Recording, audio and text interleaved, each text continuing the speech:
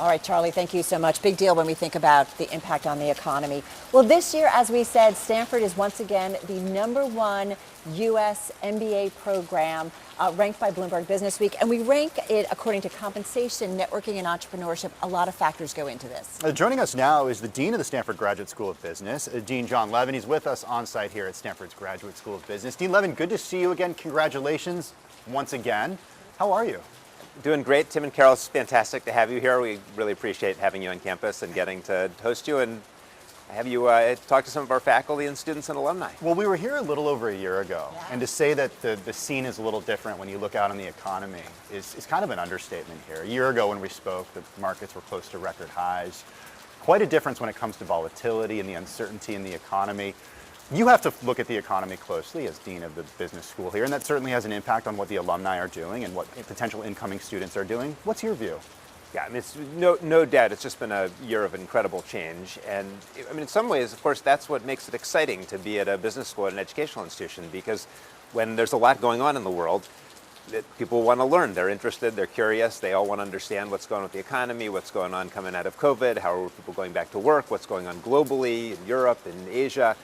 And that's a chance for us to engage people in discussion and really have a lot of learning. So that part is fantastic. And and then of course the surrounding area, this is where things have cooled off a little bit. But the fundamental engine of innovation in Silicon Valley is strong, and that change in interest rates doesn't make that go away. Hey, John, we're going to talk with Mary Barr a little bit later on, class of 1990, and she came back in 2016, which is, I think, when you officially became dean of the Graduate School of Business, like around then. But she came back and gave a speech, and she talked about how the idea of an MBA, when she was going to school in the late 80s, you thought of Gordon Gekko of the movie Wall Street, right? 1987, when that movie was made. Like, that was the image of what an MBA is. We know it's far different. We see your alumni list, people in politics, people starting up companies, people all over the place. How has the thinking behind an MBA evolved? I mean, I think of the beauty of the MBA degree is that it is a way in your mid-20s to come and spend 2 years at a place like Stanford or other institutions and get a toolkit that will just make you more capable, more effective, more knowledgeable in almost any path that you could pursue. It's like having a powerful telescope, just widens your aperture, exposes your opportunities. And what you see with our alums, and you're going to talk to some of them today, is people take that in all different directions, as investors, as executives, as entrepreneurs. But one of our alums just became the Prime Minister of the United Kingdom, Rishi Sunak. And what a great moment of pride for the school to see that you could come to the business school, learn a set of tools, and then take them into another sector to the highest level of leadership. So I guess the question that I have is, if you've noticed in recent years, goals of incoming students shift at all? I think in a number of ways, yes, there's been a big period of change. Even in a short time? Even in a short period of time. First of all, it's been a period over the last 5 years, just in general, of a lot of questioning in business about what is the purpose of corporations, what is the role of business leaders in addressing societal issues. I mean, this has been front and center for every company, for every investor, and our students, of course, this is the world they're going to enter into when they leave. Do you think that those questions remain in a down market? It's easy for us to ask. Right. It's easy for us to say, the goal of a company is to serve many different stakeholders. But, there are no atheists in a foxhole, right? Yeah. When you're in a bear market, are those questions even being asked? Yeah, I love that question. So one way I think about it is, I think to some extent, yes, your answer is right. I mean, one way I think about that is, if you look at the places in the economy where questions about corporate purpose and whether companies should, for example, pursue sustainability goals, internalize externalities, where those come up most powerfully, it tends to be in industries and in areas where companies have a lot of market power, where they're making significant money, and they have some flexibility in their decision making. As a company that's on the threshold of barely surviving, they just don't have that much leeway in terms of the decision making that they can make. And so when you go into a downturn, of course, it's that people are more focused on traditional profitability measures. Having said that, I think some of the generational changes that in the way young people, for example, think about companies, think about capitalism, I don't think those will change with a recession. I think those are there. I'll give you just quickly one piece of evidence on that. So there was a very nice study that just came out this fall by a few of our faculty members, a survey of investors around ESG preferences. Many interesting findings, but the most interesting finding to me, the most striking, was stark generational differences. Millennials, young people, all saying, many of them saying, how much they wanted, first of all, their investments to be aligned with their values, and secondly, how much they wanted to see companies make decisions that would align with their values. And I think you see that reflected in the young employees and so forth. Retirees, not so much.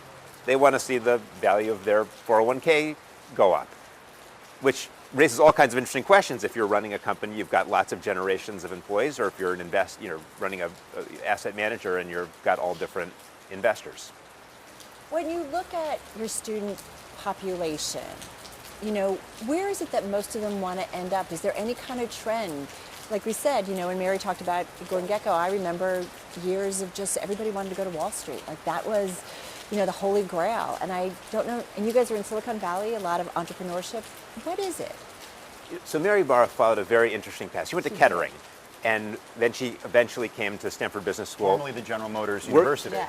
General Motors University. She started at General Motors. She was in her teens. And General Motors sponsored her to come? Sponsored her to come. Lifetime, single firm, rose all the way from the bottom all the way up to be a great CEO of one of the iconic companies in the United States. That is not the path that most of our students today will follow. They're going to follow paths where they have many jobs, they may move around across sectors, they may be entrepreneurs at some point, they may be employees, they may be CEOs, they may be investors, they may go into the nonprofit sector. And so I think when we think about education, particularly business school education, the model where we're a rung on the ladder for people to move up on a linear career, that's the wrong way to think about what we're trying to do. We're trying to give people the tools and the opportunities to go in lots of directions and to have many chapters in their career. You said mid-20s, which kind of piqued my interest, because that still seems pretty young to me. Yeah. For business school. What is the typical age of a student here? Is it getting older? Are students from around the world working more before they're coming here? Yeah, so students are coming to business school. There's a big range, first of all. So some students come relatively soon out of college. We have students who've spent 10, 15 years, say, in the U.S. military, and then they come back to the business school and get an MBA and launch off a new chapter of their career. The modal student is 4 to 5 years out. They've had 1 or 2 jobs. They come in, and then they go out. That's older than 20, 30 years ago in the world of MBAs, when people might have 2 years of work experience. So people are getting a little bit older in school. They bring a little more experience into the campus.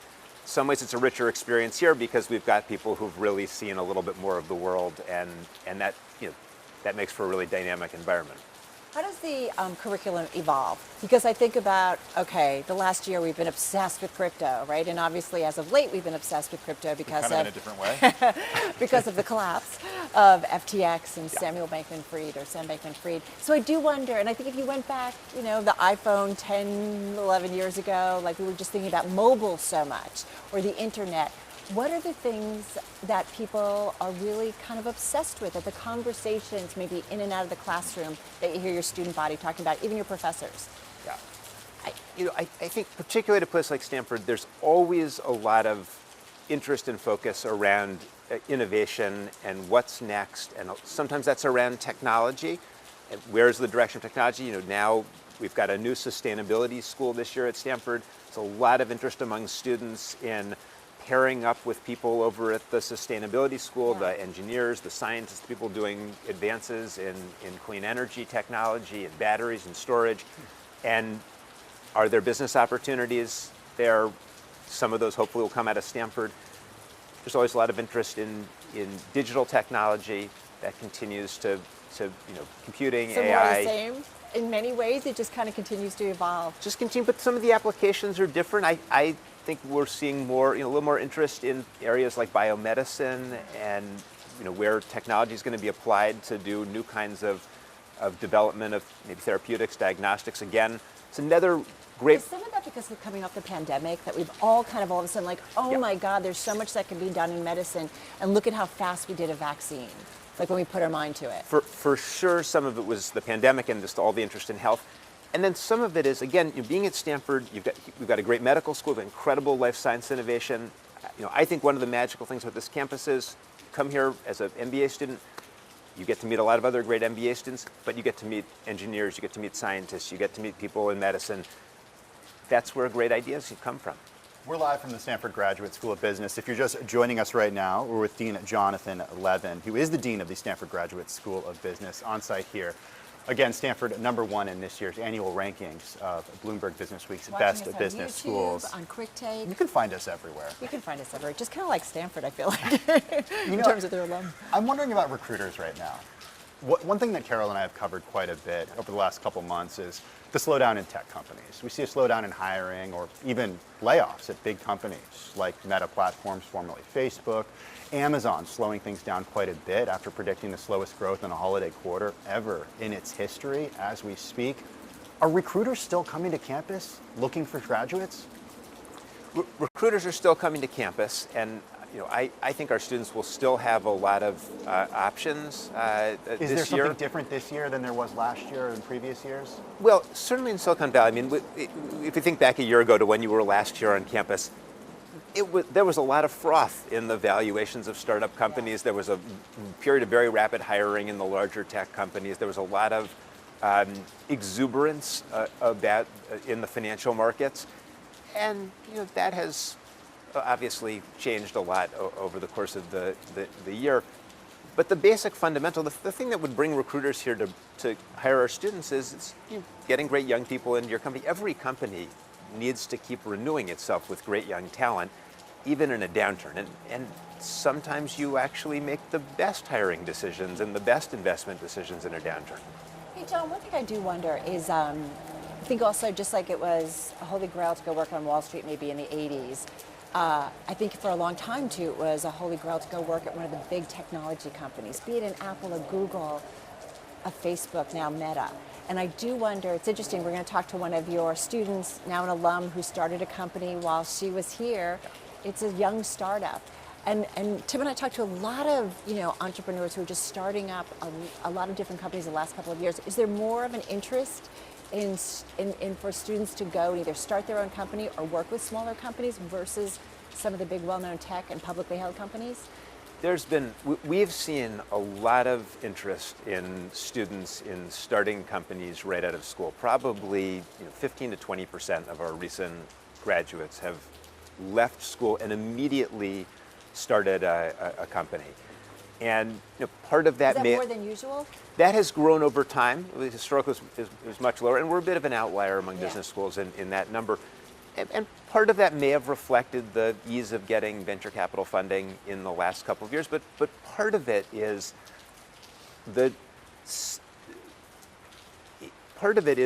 coming to a place like Stanford and just seeing the possibility of doing your own thing and the excitement of that, and becoming aspirational about what you could do. And that part is, well, you'll talk to the students and you see just the energy and the passion that they bring to doing their own thing and having agency. Stanford Business School, a tough business school to get into. A lot of applications for a handful of spaces. I remember during the last downturn, the great financial crisis, there were lots of articles about people who couldn't find jobs deciding to go to business school, sort of as an alternate route. Yeah. What are you planning for when it comes to admissions? Yeah. Do you think that if we do see a significant downturn, it will get even more competitive to get in here for those reasons? Yeah, it's always hard to predict applications, but the historical trend has been that when the economy cools off, people come back to school to some extent, and we see some upturn in our application numbers. And the job market has still been, even into the beginning of this fall, was still, even though everyone was talking about how it was going to get bad, it was still pretty strong. So we may start to see that over the course of this year and into next year. Obviously, I hope the labor market will stay strong, and even if that means we don't see quite as many applications. So I know in some of the past conversations we've had for you, depending on maybe who was in the White House and concerns about immigration policies, this was a big topic. Yes. Because international students, whether it's your business school or other business schools, that's an important part of the experience. Are you at all starting to think about, we're just coming off the midterms, getting ready for another presidential run that could look a lot like the last presidential run potentially, are you at all a little nervous and just trying to think about, okay, how this might play out and how that might impact you guys?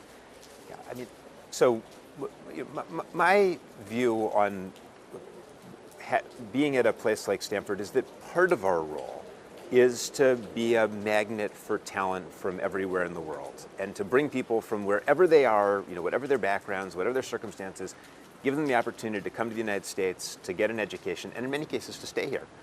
And of course, we also have an important role as a national institution as well to educate students from the U.S. What I, of course, would always like to see is that federal policy around immigration facilitates institutions like Stanford to bring great talent from around the world, bring to the U.S. It's actually in the interest of the country. It brings innovative capacity to the country. It brings talented workforce. It brings good ideas. You look at many of the great companies that have started in the United States. They've been founded, many of them have been founded by immigrants. It's the story of America, and we're part of that story. Well, and Jay Powell was talking about He did. the importance of immigration.